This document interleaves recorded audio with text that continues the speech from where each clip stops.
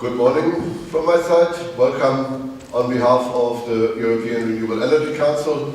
I'm quite proud to be part of such a distinguished audience with the distinguished speakers, Minister Hedegaard, Commissioner Hedegaard, CEOs of Dong and Vestas. So I was asked to, and I have happily accepted, to have a very short welcome speech, raising a few of the problems and a few of the opportunities which the renewable sector is facing today. I think, first of all, we have this 2020 framework, the 2020 targets for 20% renewables, 20 or even 30% greenhouse gas reductions, and 20% efficiency increase.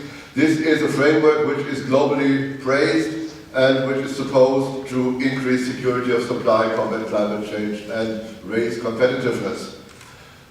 This is a good starting point, but I think a few years after that was agreed in 2009, now we are 2013, it is time to take stock where we really are.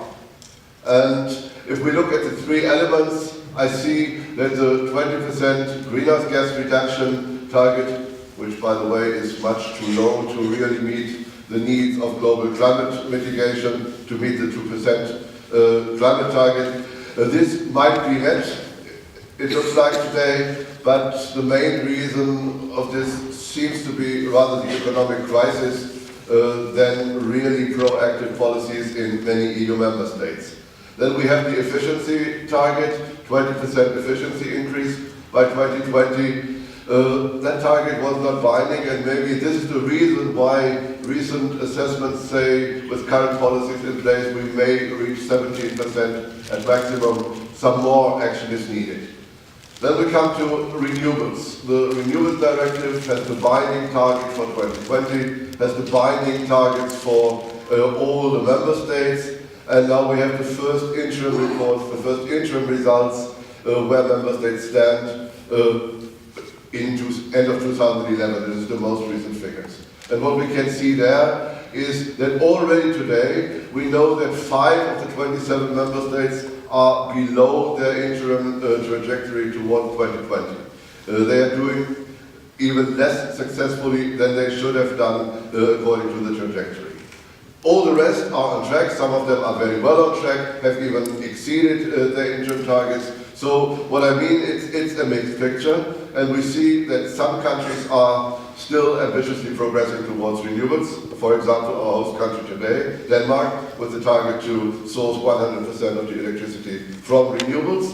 Others are backing away, reducing ambition levels in renewables. Some have even introduced retroactive changes to support schemes. So it's a mixed picture. What I take from that is we are still somehow on track. We are early in a phase towards 2020, but we still see some member states need to do more, and maybe even those which are on track now must do more, because at the end, the last 3 years, the trajectory becomes much steeper to meet the 20% target. Then we have some challenges on the global market. There is this so-called shale gas revolution in the US. Everybody talking about energy prices, gas prices going down. This should be, could be, or could not be a real challenge for the renewable sector. I think there is a lot of evidence that this so-called revolution will fail quite soon, that costs for shale gas will go up again, and in addition, that shale gas certainly is not an option for Europe, because resources are different and markets are different. So still, we have to be aware of that development, and we cannot just say this is beyond the big pond and we don't care. Then we have the fact oil prices, well, they have not been increasing as much as they had during the last decade, but they are still increasing, they are still very high, and for instance, they are variable. And many countries in Europe and outside are spending billions for imports of oil and other fossil fuels. This is around 3.2% of European GDP being spent for imports of gas, oil and coal. And this, knowing we have a trade deficit in Europe of 150 billion euros, this is an alarming signal. We somehow have to reduce this, and what could be a better solution than replacing fossil fuel imports by domestic renewable energies. Wind is a domestic energy source. You know that very well here in Denmark. Other countries know that as well. Solar is a domestic energy source. You don't have to import it. Third point, looking around, other countries are not sleeping. Countries like China, like India, the US every 3 or 4 years have set ambitious targets to move towards high shares of renewables. Industries are developing there which are competing on the global market of renewables.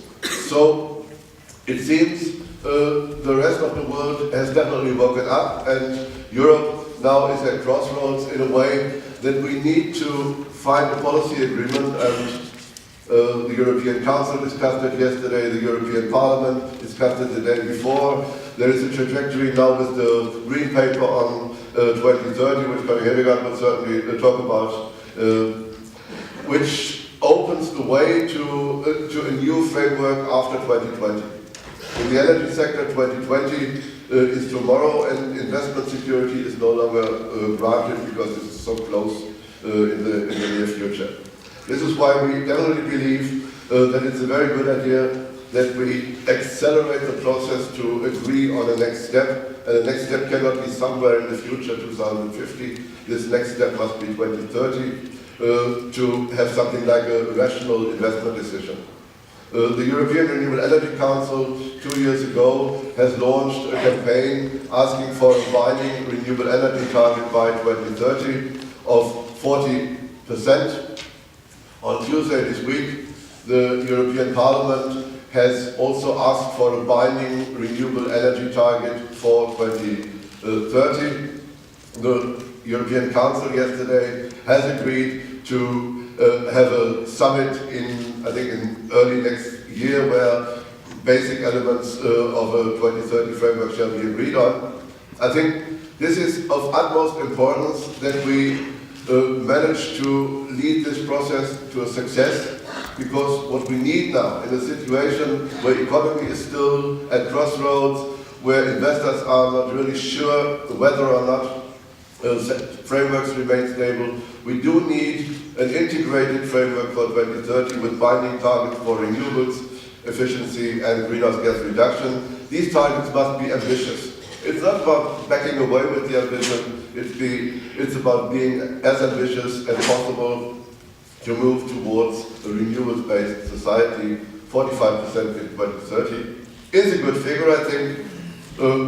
We will try to continue and convince those decision makers to go that direction. And I think with this, the need for a stable framework and the need to take decisions not too late, I wish you all a successful, encouraging, illuminating conference, and with this I hand over to the moderator.